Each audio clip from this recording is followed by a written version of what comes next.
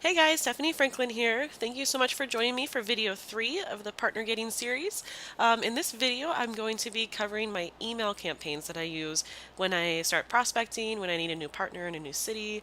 So I'm going to walk you through the whole process that I do. I'm going to show you my emails that I use, and I'm also going to provide you the templates for those emails in the PPL Army. So um, definitely I'm going to cover what email platform I use, how to get your list approved. So this can be really tricky for some people that are new to internet marketing, or there's a few tricks that you need to do to get a large list approved that is scraped emails. So I'm going to cover that and show you how to get any list approved, how you need to clean up your lists to make sure that it doesn't look like too spammy. But so I'll go over that. I'll also cover, setting up your email campaign and kind of how I space it out, the days that I send my emails on, what time, and then also like what do those 3 emails look like. And why, and how I structure my emails, and kind of the why behind it, and why I came to that conclusion, how to structure them a certain way so they get opened and read, and lots of responses. So that's always good. I'm also going to cover the subject lines that I use, and there's a few things that maybe you're making these mistakes, maybe not. But I'm going to go over, what I've learned from sending out thousands and thousands of emails for prospecting, and hopefully it can help you out and increase your open rate. And then also, of course, when do I send out my emails? Go over my schedule, and then also my call follow-up schedule that I use. And then how do you respond to interested prospects? So once you send out your email blast, you're going to get tons of responses back, like tons of emails back. You're going to get phone calls back, depending on how big your list was. So, and also you don't need a huge list to get some good responses and to get partners. So, all right, well, let's jump into it.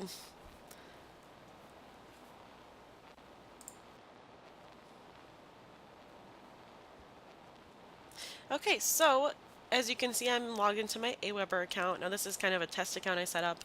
I'm not logged into my main account. But anyways, I use Aweber for all of my email marketing. I've used lots of other platforms, but it just gets increasingly harder and harder to import all of your contacts, especially if you're doing a large imports, and if you're doing, multiple imports every week or every 2 weeks. The email providers, they don't like to be spammed, or they don't like their name they don't like the spam complaints, they don't like that, so they're going to be a little bit protective of what you upload. Aweber is pretty lax about it, and I'm going to show you how to get around, even kind of their stringent rules of how you can upload or what you can upload. So of course you have to set up your list, and as soon as you get an Aweber account, it's going to walk you through all of this. I don't need to take the time to do that. It's pretty, self-explanatory. But so just go to manage list, set up a list, name it. This is my Boston HVAC list that I've already uploaded and imported successfully, but I'm going to walk you through how I did it. So we're going to click here, enter subscribers. You can also, upload a file. That's fine too. This is why it's so important that when you did your scraping, or you scraped your emails in the last video, that you kept it clean, kept your list clean. So as I covered in the last video, separate out the role-based emails, because those will not be accepted. Just because it's very easy to find these, and it's a little spammy. You don't know if it's just going to a bucket email that no one's checking. So I copy paste them, and just so I can kind of review my work also, because like sometimes my VA will miss one, or I'll miss one, like a customer service at, and I just don't want them to think that I scrape these emails. I just want it, to go right the first time. So I like to go through, copy paste them in there, and check them out. So I'm gonna walk you through it. So we'll just upload these ones again. Click to input, just paste them in there. Next. Okay, of course, match the fields with the best description. And then, so how do these subscribers join your list? Okay, I always say they sign up on my website. It's easy, it's straightforward. They're going to trust you because, if it's your website. Then also this is where it comes into play, where you needed to set up your site to prove that you're an authority in the industry. So enter your website, And I have mine right here that I shared with you guys. Okay, just going to copy paste it. Okay, and then are you bringing a subscriber over from another email provider? I always say yes, because if they're coming from another email provider, then they've already, for one, Aweber's winning your business, and that makes them excited. So, and then they've also been through another email provider's filter, and they've met this. They know that you've got this email legitimately. Hopefully, I just choose constant contact. They're pretty stringent, and then just next. So this is just kind of a little trick that I use. It works every single time, unless you're uploading a bunch of role-based emails. Then you're going to have your account investigated. So don't do that. Let's hit next, and this is another little tricky one. No, you do not want to send a follow-up message once the import is approved. So this means that it's going to blast out any emails that you have scheduled to go out to this list. So no, we don't want to do that. We want to make sure that they get our very first email when we want them to receive it. And then next, and so you want your subscribers to opt in again? No, of course not. They didn't opt in the first time, so no. And notice how they switch the yes and the no around. They want you to make a mistake, so just pay attention to that. I've made a mistake before, so it was a little embarrassing. But then tag your subscribers. I always tag them, so it's easier to go through and filter, or if I want to set up some other kind of email campaign to these subscribers, it's easy to filter them by. So you can, and I have kind of a general, it needs to be HVAC. So I have a general one so I can filter all my HVAC leads, and then I do it also by location. So I can filter down to the actual city. And then finish import. I've already imported these subscribers. I'm not going to do it again, but I just wanted to walk you through that and show you kind of my process on that. So you at least get your list approved and you don't have any problems with that. Alright, so finish imports. It could take a couple hours for them to approve your list. This list that I had approved was 675 subscribers, so I think it took about a day for them to approve it. But you can see I had 675, and they also dedupe it, so any duplicate emails that you accidentally put in there or miss, no problem. You'll just get a little message saying we could not import these, they were duplicates, which is fine, whatever. So you'll get a message saying your list was approved. You can now send messages to your list, and then just make sure, is it close to the number that you uploaded, how many were disapproved. So I always look at this number, it's pretty easy. Also, this is a really great time or a good screen so that when they start replying to you, you take them off of this list, because as soon as someone calls you by phone or replies to you by email, you don't want to keep sending them your email series.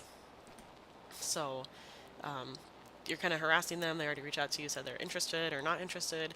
If someone unsubscribes or emails you, says don't contact me, make sure that you take their name off of the list. You don't want to keep harassing them. That's how you get complaints. So it's very easy. Say like Leo, and he was someone that replied to me. Search for that.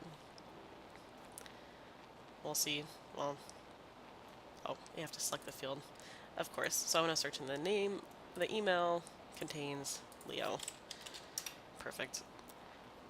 So it's very simple. And look at this. It didn't catch a duplicate because for some reason there was a B on the end of it. But anyways, just unsubscribe. It's very simple. And then that way he doesn't continue to receive your email series and kind of feel harassed if he already showed his interest. Alright, so let's get into the messages.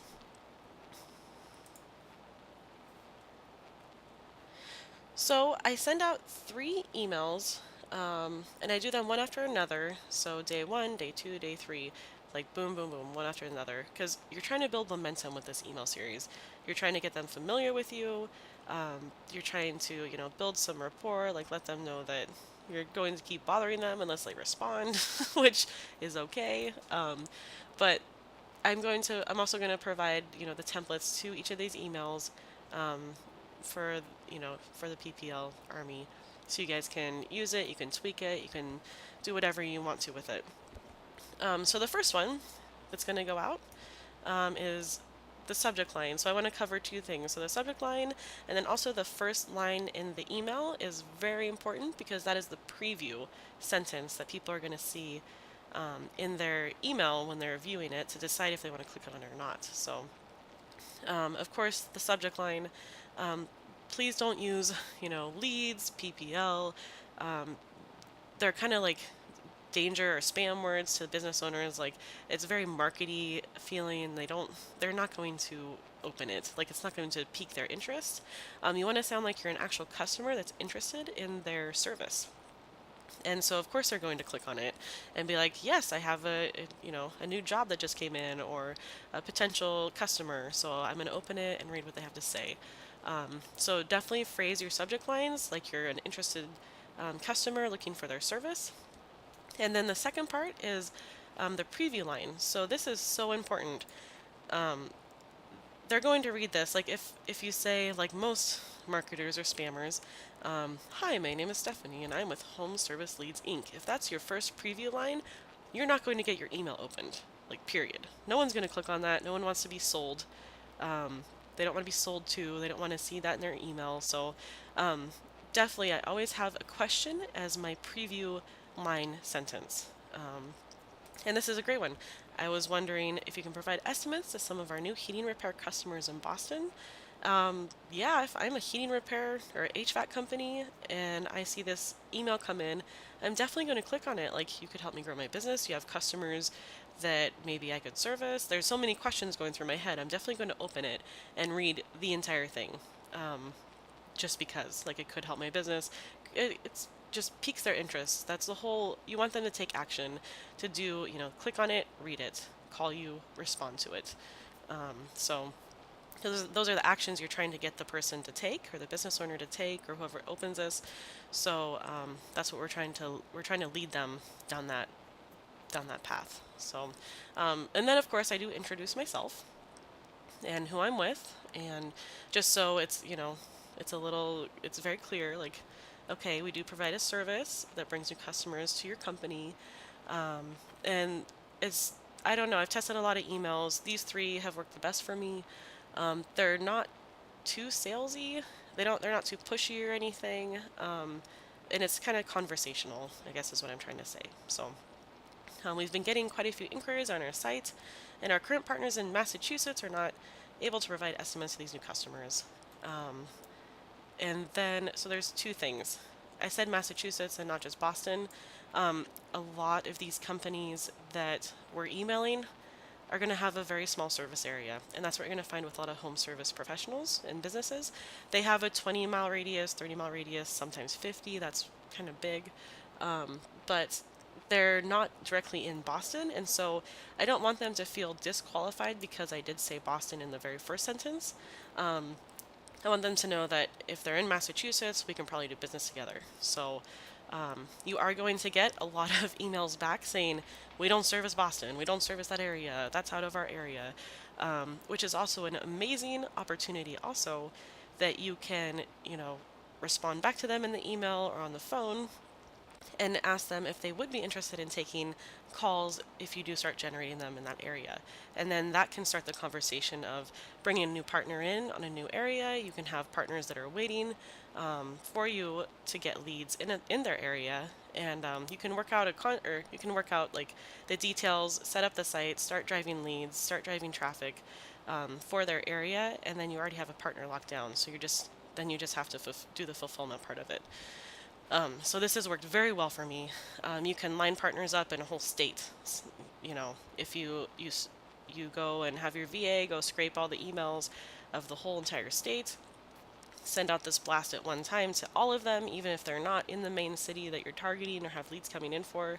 And then you can line up, the smaller suburbs, the other smaller cities, but there's still people that need heating repair in other cities. So you can line up those partners across the whole state and just take over a whole state that way, and then all you need to worry about is the fulfillment. So the second thing was, would you be the right person to talk to about this?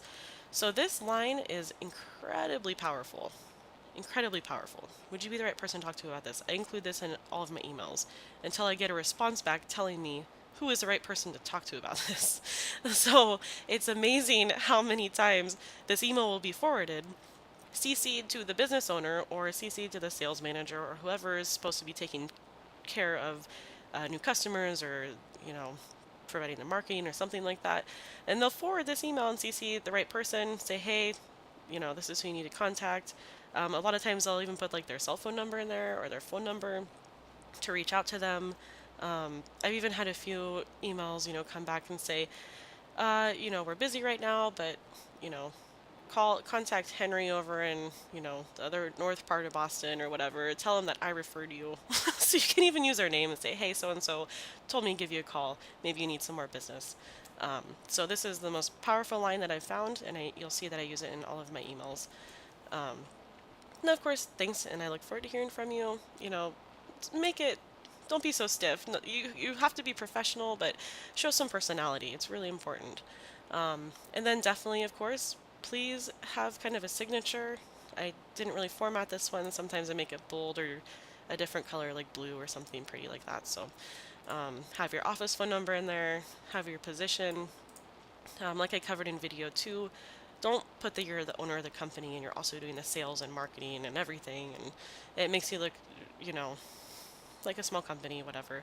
So just make up some kind of title, senior marketing account manager. Cool. Um, People seem to like that, whatever. Stephanie at homeserviceleads.net. I always include my email again and then the website so they can visit the website, check it out if they want. And then I have a little slogan here. Why not? Results driven customer generation. So I don't say results driven lead generation. I try to stay away from using lead, pay per call, anything like that. Anything that Home Advisor is kind of known for, or that any of these home service guys have been burned in the past by Home Advisor. I try to keep all of my verbiage, very far away from anything that they've probably heard in the past that's kind of markety or that they might be scared of. But anyways, so the second email goes out the next day. And again, it's, I want to follow up with you about taking our extra HVAC estimate calls that we have coming into Boston. And it just kind of repeats, the first email. I use a little bit of scarcity. We're looking for one more HVAC company to partner with to send these new customers to. So it's, creates a little bit of urgency. That's, Internet Marketing 101, whatever. It works. And then again, would you be the right person to talk to about this?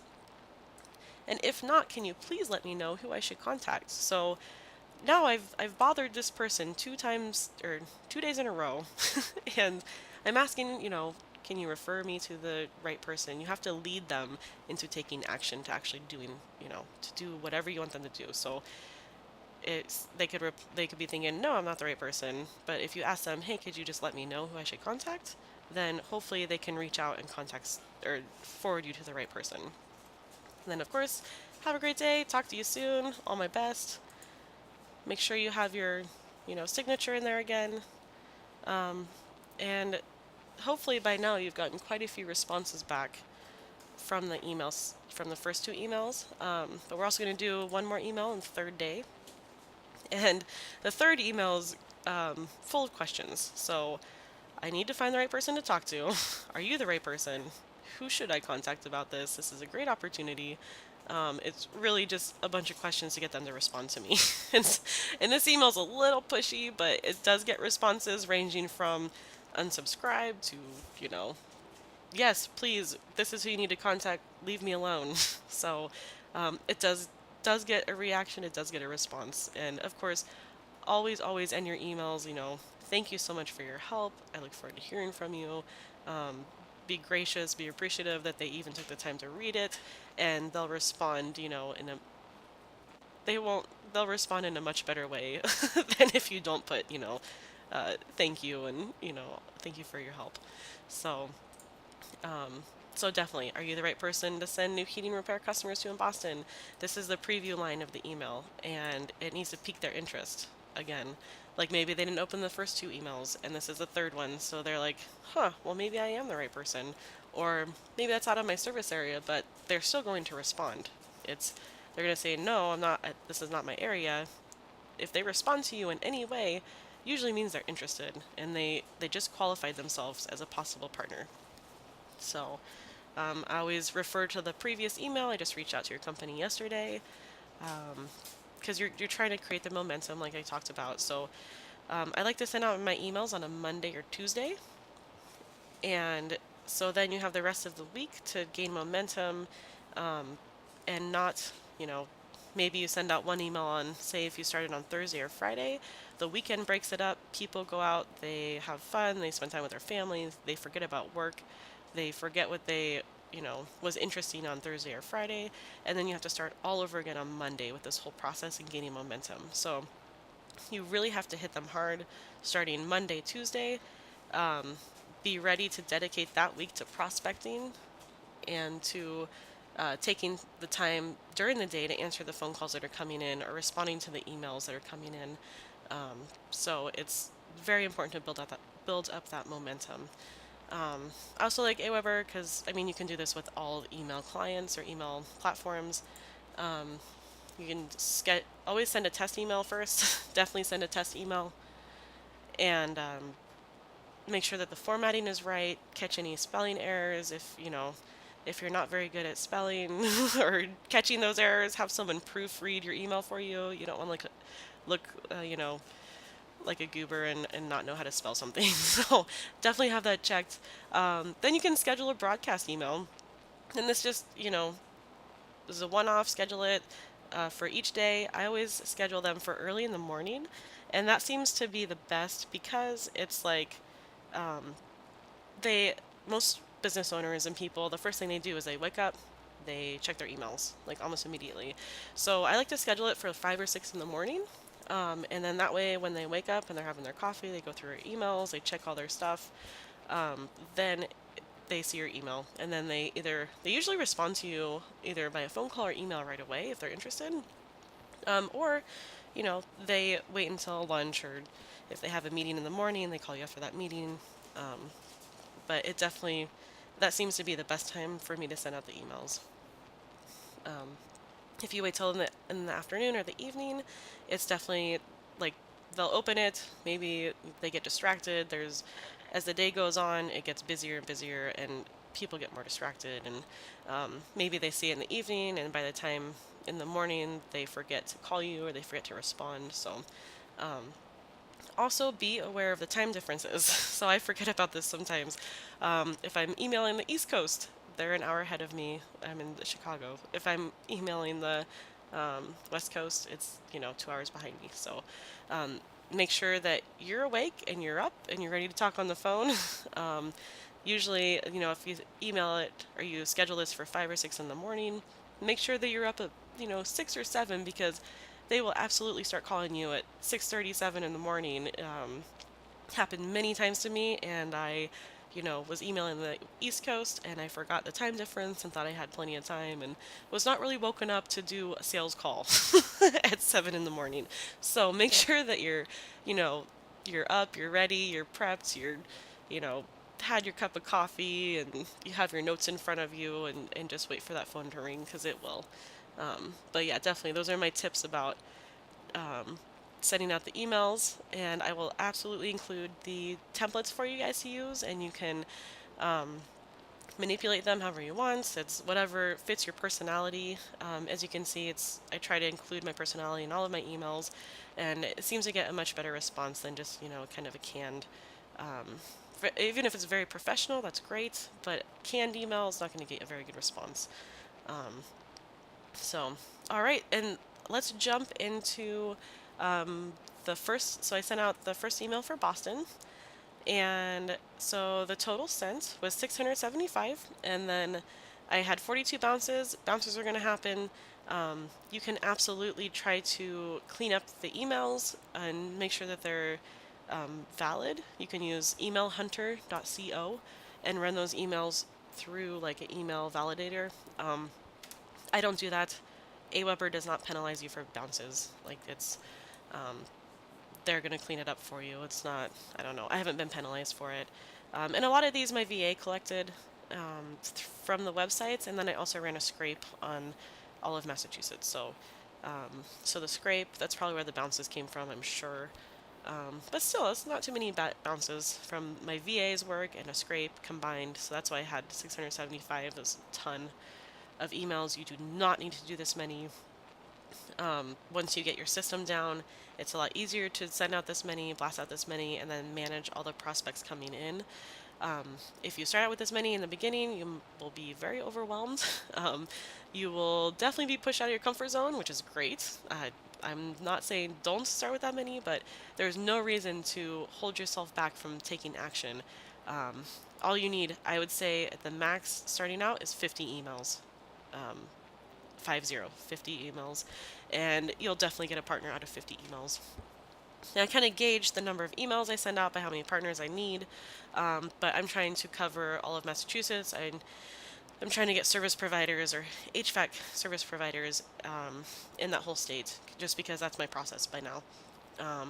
If you just target Boston, that's great.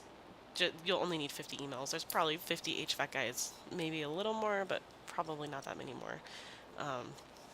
But you can see the open rate was great. Like the unique opens was 248. And then, of course, people are going to open it more than one time. And so we can start seeing, so this was the first email blast. And you can start seeing like Leo, who he is a partner. He did end up becoming a partner. Opened it 18 times. And this also includes like anyone that forwarded it, opened it. And I'm not sure how their pixel or how their tracking works, if it's like a embedded link or whatever the pixel tracking is. I don't know how accurate it is, but it seems to be pretty accurate. Like, and you can go and watch this as soon as you do your blast and send it out. It's almost real time, so you can see who's opening them, and it updates very quickly. So that's always kind of fun too when you send out your first couple like prospecting emails, and you get to see who's opening them. Like, oh, they opened it 3 times. Oh my gosh, I bet I'm gonna get a phone call soon, or I bet they're gonna respond to me. And of course, like it's always, you can almost predict who's going to call you by how many times they open it, or you can bet that Steve's gonna call you. He opened it 16 times. So it's a fun little game I like to play. Is just guess who's gonna call me or who's going to actually respond to it. So you can export the data if you want, and then you can review your sent message and copy this message to another list. Say the next city you want to target is Atlanta or Phoenix. You can just copy this email, and you can do that over in the back of the messages as well, and just copy the email over to a new list very, very easily. Make sure that when you do that, you update the cities and the location modifiers in that email so that it makes sense. Because your list will let you know if you don't change that, and they will be sure to remind you that they are not in that city. So it's one way to get reaction to your emails is if you put the wrong city in there. They're definitely going to respond to you, which is so funny, just to correct you instead of if they're interested or not. So that's what I found. So let's dive into the actual emails that people responded with and sent. I also have a few more like recorded phone calls that I will share with you guys about the incoming phone calls and how I handle them. I think I shared one with Darren to post in the army. So, but there's a few more, and I'll share some like the ones that went bad. Also, hopefully that will make you feel better about I've been doing this for over a year now, and I still screw up on the phone all the time. And sometimes phone calls just don't go how you want them to go. So that's just how it works. And you just have to, after a while you get used to it. And you just get kind of, if you turn it into a game, then it's not so intimidating. So you can see that there's 65 people that responded to my email. And I'm filtering it, of course, by heating repair estimate. That was, the title of the email. So I'm going to filter it out, or filter in only the people that responded. So you can see there's lots of people responded. This ended up being a client, Hayden at Ken and Heating, and Luann again. That was a great example. Also, um, a lot of them, like the unsubscribe, you're gonna get that. Don't take it personal. Respond graciously. Oh, thank you for letting me know. I apologize for bothering you. Um, I will take you off of our list immediately. People, I mean, you don't want to be spammed.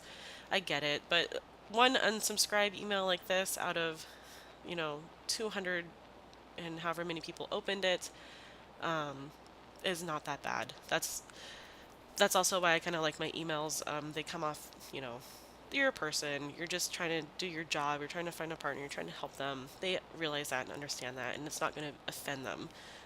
That was a big hurdle for me in the beginning. Was I was worried about bothering people and offending them, like by spamming them, kind of. So definitely something you have to get over, but it's worth it. You are helping them, so you definitely need to get over that hurdle if you do have it. If not, awesome, you're way ahead of me. So, um, anyways, so we did have a few responses.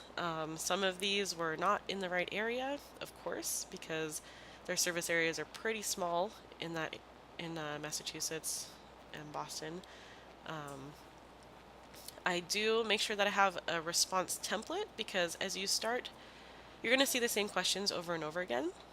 And so as they start coming in, I always respond to them as fast as possible. Like I set everything aside for the whole entire 3 days and make sure that I respond to anybody that has a question or is interested or wants to get on the phone with me. You have to set that time aside. So take time off of work. It's really hard to do if you have a day job, and you can always do calls on your lunch break. You can always respond to emails, whenever you have time, but it can get a little bit overwhelming. So, if you have any vacation time you can take, I would absolutely recommend, at least for the very first email day, if you could take time off to do that. That would help you out so much, and you would get in the flow of it. You would feel more confident, more focused, as you're answering those calls, the incoming calls and the incoming emails. I will also share my response templates. So this is really professional, but I always just have a notepad open, and as the emails start coming in, I just copy paste it, copy paste. I read their questions to make sure that it's relevant. Some of them do have, very specific kind of customized questions that they will ask. So I do take the time, the couple minutes that's going to take to answer those questions and tailor my response to their actual question instead of just copy pasting and being very impersonal. Um, so, but these 7 answers here, or these 7 bullet points here, um, really do answer pretty much all of the questions. You will get a lot of responses back if you're scraping, and even if your VA is out there collecting those emails or you're collecting those emails, you're still going to get some responses back from companies that are not quite qualified. Like, I got a lot of commercial HVAC companies that replied saying, oh, we don't service residential, we only service commercial in this area. So this is how you can set yourself up for like major success. Um, Always say, thank you for letting me know. If we do start getting commercial inquiries in Boston, would you be interested in working with those customers? That sentence, or those 2 sentences right there, you'll get a response back, and they will, of course, absolutely, they would want to work with you if you start getting customers in that area. And then and then after this starts the conversation with them, and then they're going to ask you more questions. How does it work? What do what's the catch? They always want to know what the catch is because they've been burned so many times. So you just have to be very transparent and very open with them. Yep, and I just have this notepad open as the emails come in. I read through the emails real quick. Um, copy paste, and I always enjoy your holidays. It was right before Thanksgiving, so just a nice little personal touch. Like, hey, I'm a real person. I hope you have a great holiday. People like that stuff a lot, so I will include this template as well as the other with the 3 email templates that I send out. So this was a good example of some very interesting questions. I just want to give you guys an example of like how people could respond. And they're interested. They're definitely interested. And I sent it to, I guess Luann was the email that I scraped, but she did CC Jake, who's the general manager, and she even let me know I'm his assistant. Please forward detailed information about the program to them, or to Jake and her. So it was great. I just responded to them, and you can see they have some customized information or customized questions. And I took the time to specifically answer those individual questions right here. Okay, and then here's the bullet points. One, I always make sure to just outline it like this. It helps so much. It answers all their questions. You'll see these over and over again. So 100% exclusive call referrals. You'll be the only HVAC plumbing partner in this area. Awesome. They love to hear that because if they work with Home Advisor, they know that they're competing with like 5 other companies. Excuse me. Never compete directly against any other companies. So kind of reiterating the first point. And then never pay for unqualified customers. So I just want to let them know, like, we really will send you qualified customers and qualified people. No deposit. You can charge a deposit if you want to. I have charged a deposit many times and it works great. It's fine. You just have to position yourself well for it. Since this is, I'm working with Darren on this, and this is kind of I'm just diving into this city and this vertical in the city, and I have no kind of authority preceding me. I'm not going to ask for a deposit. That's the, you really have to build up kind of a reputation, establish yourself to ask for a deposit. So, and it's great. I do recommend if you can get a deposit, awesome. If not, just, be quick to hire, quick to fire. So if you get a partner that's being a little difficult or like they are not taking care of the leads that you're sending them, you have to replace them very quickly. If they do give you a deposit, then they're a little more invested in it, and it can go both ways. It's up to you, however you feel comfortable, however you want to position yourself for that. No contract. I do not use a contract any longer. When I first started out, I did have like a 2-page contract, and it slowed the process down so much.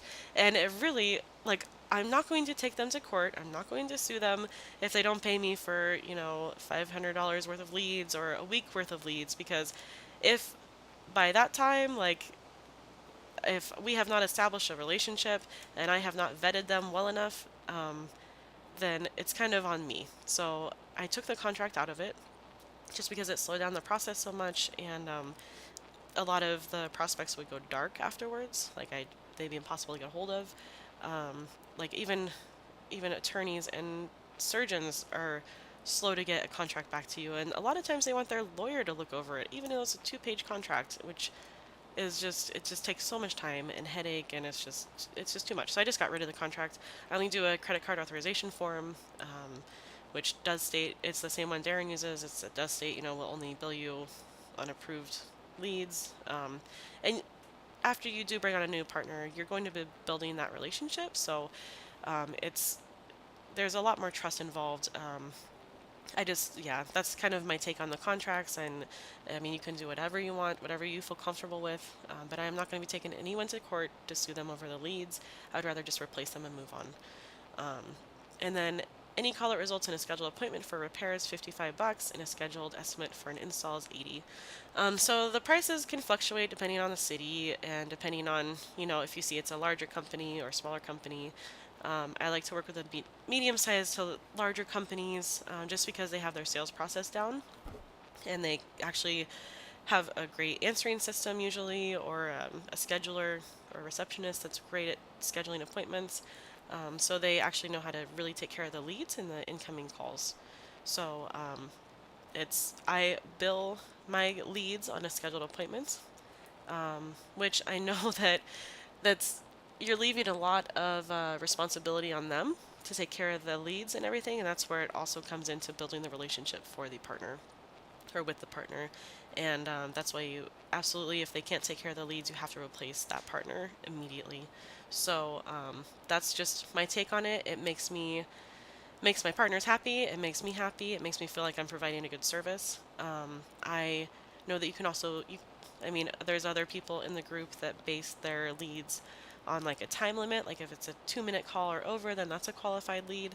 It's totally up to you, whatever you feel comfortable with. Um, I don't know, this just in my head, it makes more sense. Some calls are mismanaged or mishandled, but it happens. It's going to happen. But I'm not going to be, chasing my partner for a call that they mismanaged. And then if I let them keep mismanaging calls, that's on me as well. So I offer training for their call answering, either if they have a service or they have a receptionist answering or a salesperson answering the phone. I do offer pointers. They do know that they're being recorded in all their calls, so that kind of cleans up their sales funnel a little bit, which is nice. But yeah, it is per scheduled appointment. Makes my makes my partners happy, makes me happy, and it just, you're gonna lose some, you're gonna win some, but it does even out in the end. I don't know. That's what works for me. Um, Anyways, and then if any of the calls that I send to them are out of their area or just really hard shopping calls, like shopping for prices or just kind of low quality, like after you listen to a few of them, you understand which ones are the low quality ones. And to be honest, like, like, uh, would you feel okay charging for one of those bad calls? Like it just does not sit well with me in any way. So, um, and then I make sure to tell them that we work with companies that have efficient incoming call answering system or sales team, um, because we don't want them to waste our leads. Like we're investing money in them, we're doing our work on our end, so they need to hold up their end of the bargain. And their end of the relationship. And you're going to find some amazing people to work with. So it's not that hard. Always have your signature in the bottom, like we spoke about before. And then that pretty much covers the email prospecting. There's actually, the follow-up calls. So if by the third email that goes out, um, you have not, got a contract back, you haven't got a partner booked yet, you need to start doing some follow-up calls, okay? So you can see, whoops, sorry, I'm clicking around a little bit. This is what I want. Okay, so by the third email that goes out, if you haven't closed anybody, and you sent your emails out on Monday or Tuesday, so that gives you Monday, Tuesday, Wednesday, you still have Thursday, Friday to start doing follow-up calls. And all you need to do is go through your list that you uploaded. Say Mr. Leo here, he opened it 18 times, but he didn't reach out with an email, he didn't call you. So guess what? We're going to give him a call on Thursday or Friday. So all you do is you just this is why it's important to keep this list very clean. We're going to find Leo here, there's his email, there's his phone number. And you're just going to go down your list like this and see if they responded to you or not, and just give them a nice follow-up call. You know, you might have to get past the gatekeeper. Maybe this is the office phone number, not their cell phone number. It's very easy to do. You just say, hey, I sent Leo an email. I just wanted to call and make sure that he got it, and I'm just following up with him. He had some questions about it. And they usually will put you through to their voicemail or just transfer you if they're in the office. It's best to do the follow-up calls in the morning before they go out into the field or out to the service areas and start doing their work. A lot of these business owners or decision makers are also out in the field with their employees. So I hope that this helps, and I hope this has been informational for you, and will remove any hesitation you have about taking action to start doing your prospecting. And I hope that you can join me for the next video, managing your prospecting machine. So in the next video, I'm going to go over how to manage the prospects that are coming into your funnel, how to not let any of them slip through the cracks, because that can happen a lot. So it was something that happened to me, and so I had to make this kind of system, put the system in place to make sure that I didn't lose contact with anybody that was interested, to make sure that I followed up with people, and then also just how to manage that even for future use. So, all right, thank you so much, and I look forward to talking to you in the next video.